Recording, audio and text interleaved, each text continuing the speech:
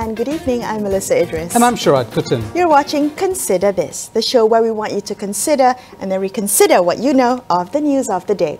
Now, we begin with the special address by Tan Sri Muhyiddin Yassin earlier today. In that address, he ruled out a nationwide lockdown for now, warning that it could cause societal and economic collapse. What was also interesting to note in that speech was that he insisted that authorities do not practice double standards in enforcing self-quarantine for those who tested positive for COVID-19. Of course, all of this comes as Muhyiddin and 7 other ministers, as well as 6 deputy ministers, are currently quarantined at home. This after the Religious Affairs Minister had tested positive for COVID-19 yesterday. And I think, Sharaad, on social media, there's conversations or comments about how this speech had contained no concrete announcement, as many people were expecting. However, I really think that what this speech was a signal to show us the current government's thinking in the way they're handling the pandemic, the trajectory of the pandemic, most telling the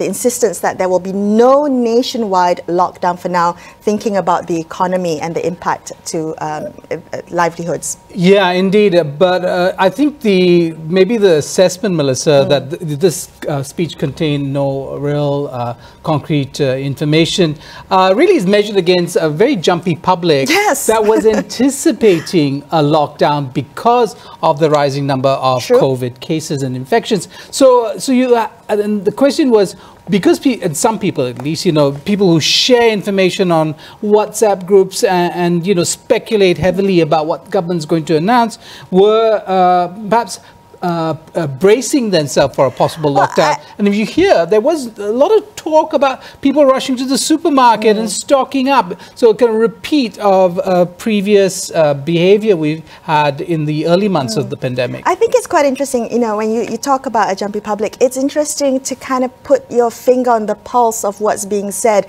the tone, the anger, the dissatisfaction. I think the anticipation for a lockdown was one thing, but the dissatisfaction, the fear over the numbers, I guess whether or not the public will buy the assurances of the Prime Minister that no double standards will be practiced. Yes. But it's not just the question of whether you're quarantined if you're positive. The issue around people returning from Sabah, and remember the kind of loosening of the SOPs around that, many journalists coming back from Sabah quarantine themselves regardless of whether they tested positive or negative. In fact, if they tested negative, you still go into self-quarantine. That is no guarantee that you won't get infected, but it certainly would have helped. So I think the incidents, the case of the religious minister, or the Minister for Religion rather, and the number of universities and public engagements he engaged in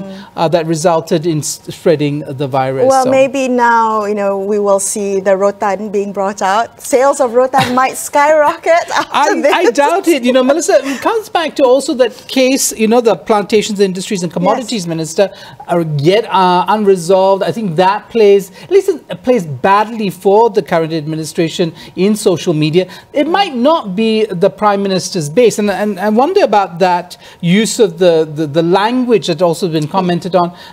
Again, that self-definition as the father of the nation, Abba, being used, roundly mocked, I think, but maybe in very urban middle-class circles, but maybe for the communications team of the Prime Minister playing to his base, who maybe appreciate that language, the assurance of a steady hand, of somebody in authority, so on and so forth. I do want to know, though, following this speech, whether there really is a kind of a whole of country, a whole nation, truly national response to this. And I want to point out that Lim Kit Siang had raised concerns over the National Security Council meeting last Saturday, and apparently that meeting had excluded Pakatan Harapan state leaders. So Selangor, Negeri Sembilan and Penang Menteri Besar Chief Ministers had not been part of that meeting. So I think that was one thing that we should be paying attention to. Absolutely. That along with the question keeps coming back of clusters within detention centres and prisons. Melisa, this very serious issue not addressed squarely by those in authority. What are they going to do about the situation?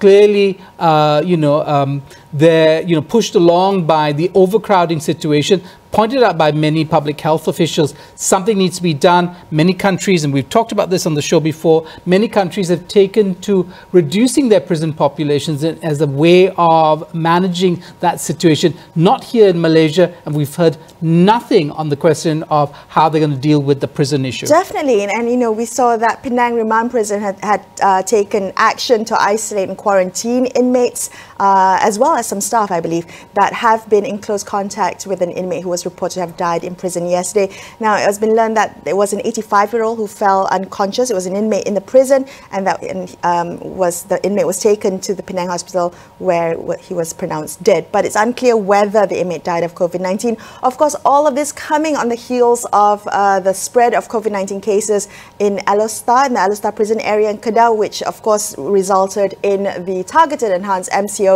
to be enforced tonight. Now, you mentioned a blind spot, Sharaad, and I'm really wondering whether we can still call it a blind spot when there's so many calls from so many parties, many stakeholders to say that this is I guess a ticking time bomb that we need to address. Yeah, the expression blind spot, I think, only refers to a gap in decision making or in policy, right? So while it's been pointed out very clearly that this is an issue to be addressed, we still haven't had an adequate response to it. And considering that many countries have actually taken action on their prison populations, it still remains a big question mark as to why we haven't gone that way.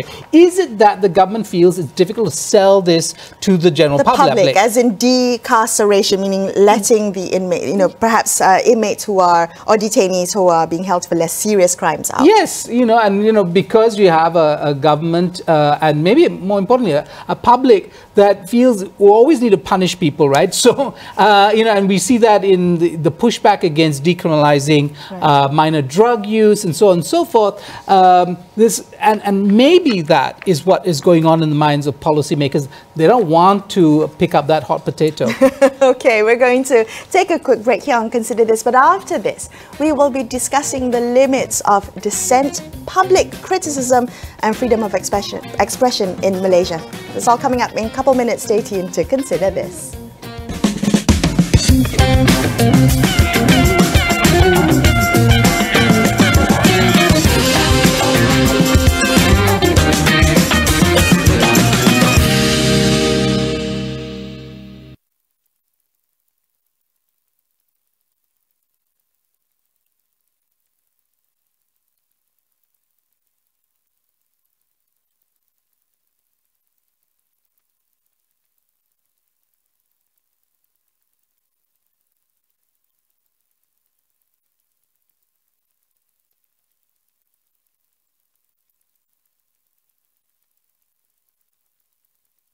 COVID-19 is still out there. Let's do our part in following the SOPs in place so that we can break the transmission. Follow the 3 C's. Avoid close conversations, avoid crowded spaces, and avoid confined spaces. We can beat this together. Seperti mana kita semua tahu, virus COVID-19 masih aktif. Sebagai peringatan, amalkanlah kegiatan sosial, kurangkanlah aktiviti kunjung-mengunjung keluar bila perang COVID-19 masih belum berakhir. Pastikan marilah kita sama-sama.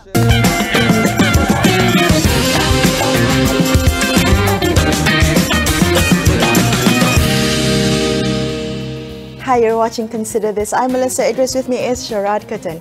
Now, over the last few days, expressions of dissent, either in the form of online satire or even in banners, have drawn the ire of both the authorities and some social groups.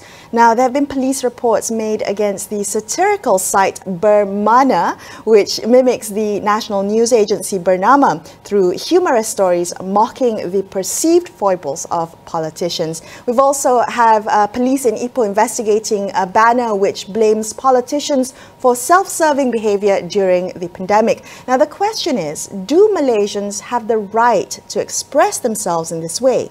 Joining us on the show tonight to discuss this further, we have Gayathry with the School of Media, Languages and Culture at University of Nottingham, Malaysia. Gaya, good evening. Thank you so much for joining us tonight. Hi. Now, it seems that we return to this question periodically. You know, what are the limits of free expression in Malaysia?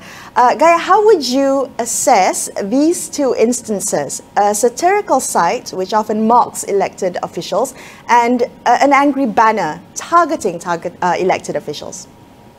I think to put it very maybe crudely and simply is that the powers that be are so allergic to the truth, but then they attack the satirists, you know. I think in many ways, given the situation where people are unable to actually gather and protest, which is a fundamental right as well in any political systems, I think that the big question here is really how do we hold those in power accountable when direct communication is actually really limited, given the fact that again the COVID prevents that kind of direct engagement, but also I think that a lot of the politicians and those in power seem to be really tone deaf in terms of what the ground sentiment really is. I think, today the press conference talks so much about double standards, but clearly the problem is a visible and clear double standards in implementation of SOPs. Every day we get messages on the MKN, from the MKN saying, reminding us of the SOPs, but it's those in power who seem to, ignore this. So I think how else can one actually get the message across to politicians? And I think, sites like Bermana, I think the use of that banner are in fact really very basic ways of reaching out and actually expressing on behalf of a wider population some of these frustrations that we are going through. Gayathry, though there are, accountability maybe is a two-way street, even in these, these days under the pandemic and also the political situation in Malaysia.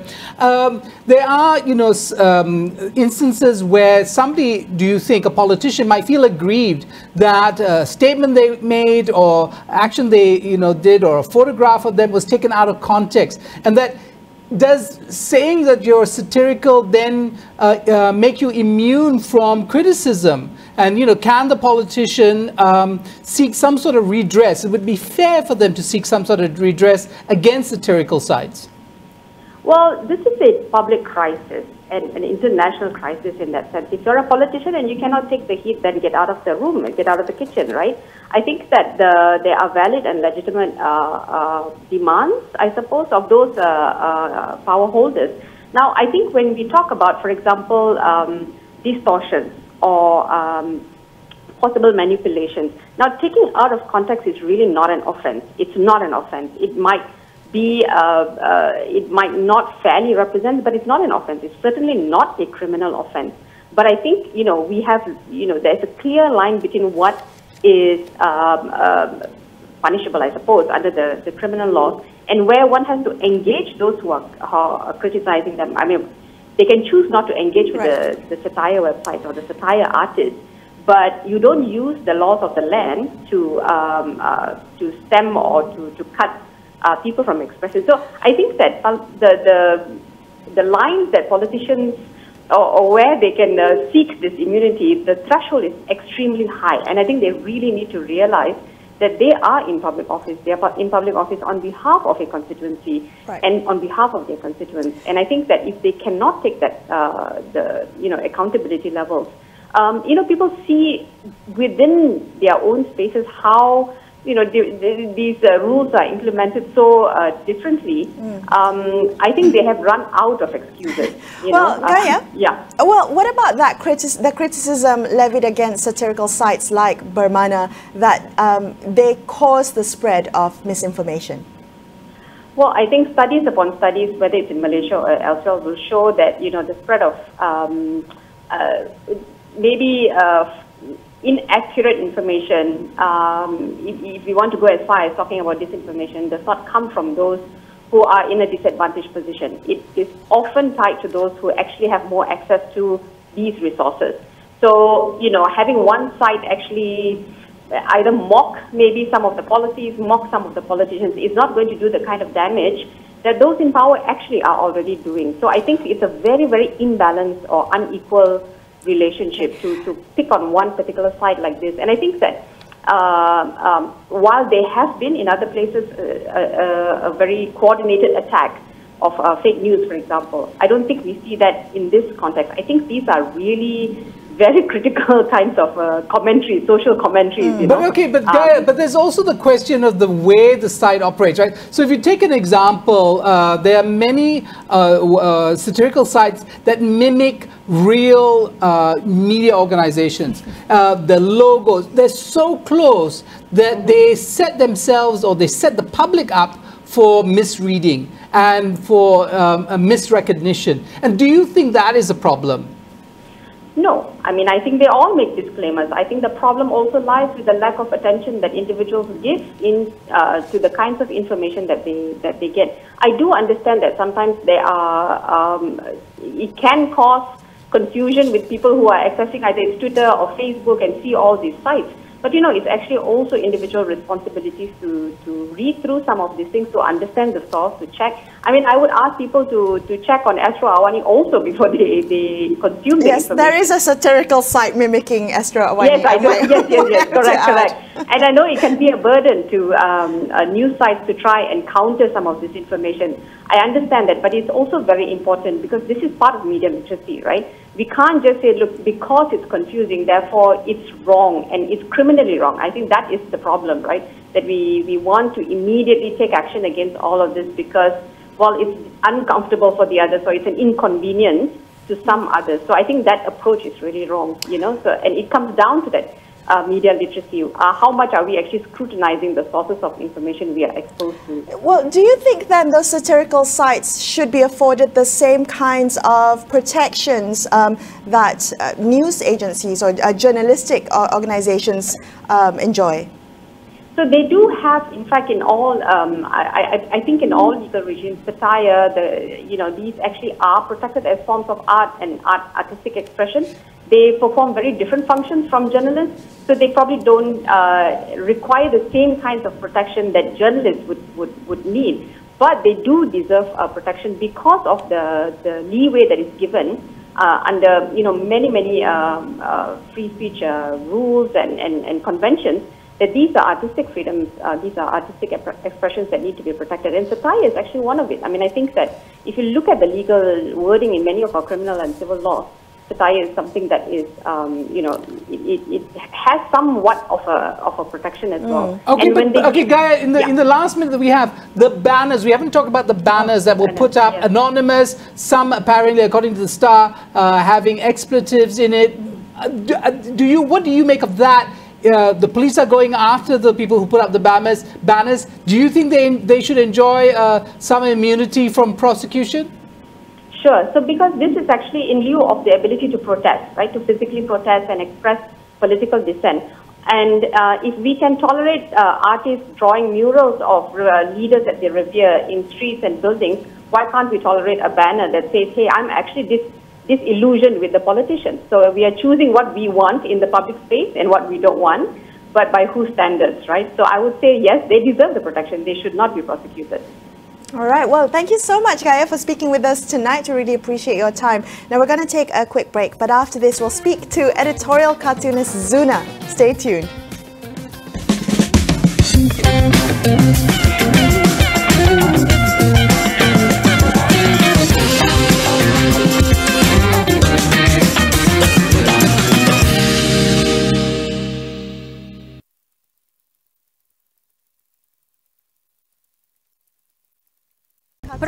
COVID-19 masih belum berakhir. Pastikan setiap langkah berjaga-jaga diamalkan, termasuk kebersihan tangan, pemakaian pelitup muka dan penjarakan sosial. Marilah kita sama-sama hapuskan virus ini sepenuhnya.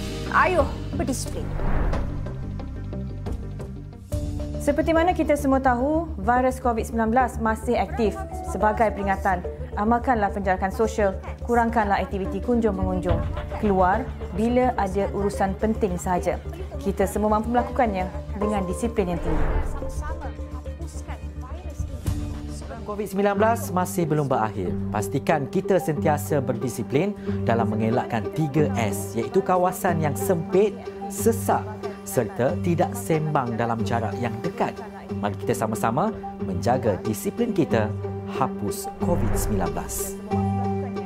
Kita telah lakukan yang terbaik setakat ini. Tetapi perjuangan kita masih belum selesai. Kita perlu berhati-hati untuk menjaga keselamatan diri bersama-sama. Pakailah pelitup muka, cuci tangan dan bila di luar, jaga jarak yang selamat. Dalam melawan wabak ini, jangan ambil mudah dan jangan auto. Perang COVID-19 masih belum berakhir.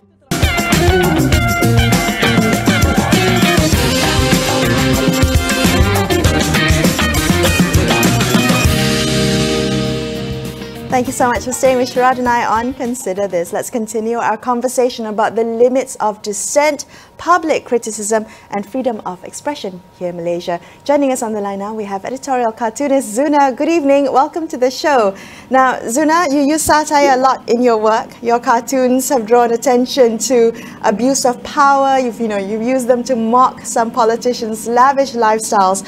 I'm just wondering whether there is a difference in using images to satirize politicians as opposed to using words or text. Yeah, first of all, thank you very much. Yeah, I believe that visual, or to be specific, cartoon, is a very, very powerful medium of communication nowadays. Yeah, because it has a very strong influence to the people. As you know, that people nowadays, when they read cartoon, they really like to laugh.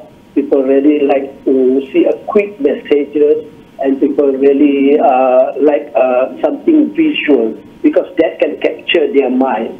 So I think in terms of effectiveness, visual or cartoon is, I can say, is more effective than writing, as an example. In your opinion, is there anyone who should be exempt from satire in the public sphere? Well, it depends on, this is a very general question. But we come to Malaysia, of course, I think, I believe that the best is for cartoonists like me, or for those who want to criticize, I think the best target is those who are who in power, because they are the ones who not only have a power to decide on policy and everything, but they need to set example. When they set an example about whatever rule, whatever regulation, or people now talk about so much very bad thing on social media or what, but the government first, they are the one have to set example first, then only talk to other people not to do bad things. But so for me, the target must be always a top one, which is very, very rare in Malaysia now. People like to go to the weak one. Those the rakyat who doesn't have a power, then people go after that. But I believe that the best way to govern the government or to set example to the public is to go to the powerful one. Zunar, you of course, got into a lot of trouble and courted legal actions by, under the Najib Razak administration for satirizing politicians. But today, the people, as you say, the people in power, not just the politicians. And I want to ask you about the figure of the Director General of Health, DG Hisham, who also has been satirized, and there's been pushback on him, on criticisms of him from people who say, no, we must respect him.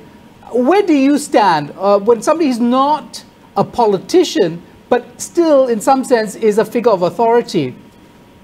Yes, it's a public figure thing. So now, when you are a public figure, of course, the part of the parcel of your existence as a public figure is you are definitely has to face criticism. That is for sure. But again, it is very difficult for us to measure someone whether people love him or people like to go against him. It is no numbers to measure about it. So I believe that the one thing we can do is about there is more people say good thing about the person and less people criticize him. Because we cannot stop people from criticizing public figure. There is no way we can do it. People are always go whatever you say because you are the authority. People say, but I would like to. Can I go back to the problem in Malaysia first? Because you see, the important thing in Malaysia in regard of freedom of expression is like this. You don't lecture hunger people about cholesterol. Do you get it? You provide food first, then you talk about cholesterol. Okay, so, I mean... Again, yeah, okay. That's quite interesting. I do want to say you brought up a really interesting point, Zunar, about reading and kind of understanding the public mood for satire. I'm wondering, does the appetite and the tolerance for satire change? And how do you read that? How do you discern that?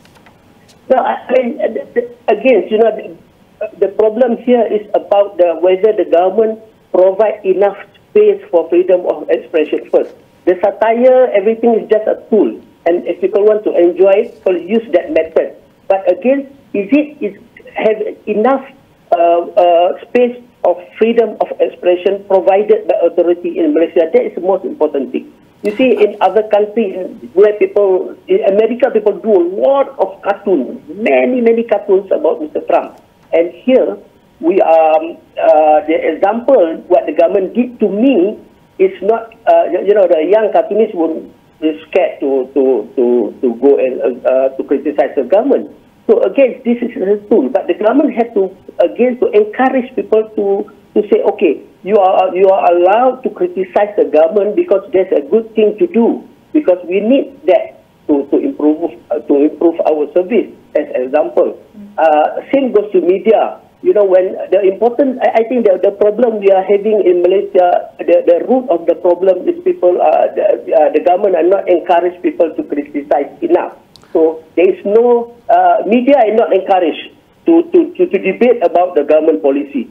Well, Zunar, that's why we have you on the show tonight, precisely to give you space to debate these issues. I do want to ask you, though, you use a craft, and editorial cartoons happen within the context of media with editors, and there's a certain subtlety in the use of the craft. But what about the the issue of the banner? There has been several banners that have come out. People are angry. They've attacked the politicians for looking after themselves and not the rakyat. Do the police now say they want to take action against these people, or at least investigate this? Do you think people have a right, ordinary people without the craft that you have, to also express themselves in banner form and put that out in the public? Yes, that is the media of the people. If you again said you're not allowed people to be represented in the official media, people will come with their own way to express themselves. There are people use banner, and there are some countries people use graffitis to express themselves that we are not happy with this. Why it happened? Because you are not given enough space to talk in the media, and the government are not allowed it. You remember? I want to point out that those who spoke to Al Jazeera in the issue of how the government treat foreigner during the COVID, he was immediately deported. So there is no space for the people to talk about themselves, to express their issues in the media. So people go to do a banner, to do a graffiti. So that's their right. The government has to look at themselves. Say, look, if we don't give them space, this is what happened. So it's not right to go and take actions on them. You have to encourage this more. Zunar, thank you so much for speaking with us tonight. Really appreciate your time. That's Thank all you, we yeah. have for you on this episode of Consider This. I'm Melisa Idris. And I'm Sharaad Kuttan, signing off the evening. Thank you so much for watching and good night.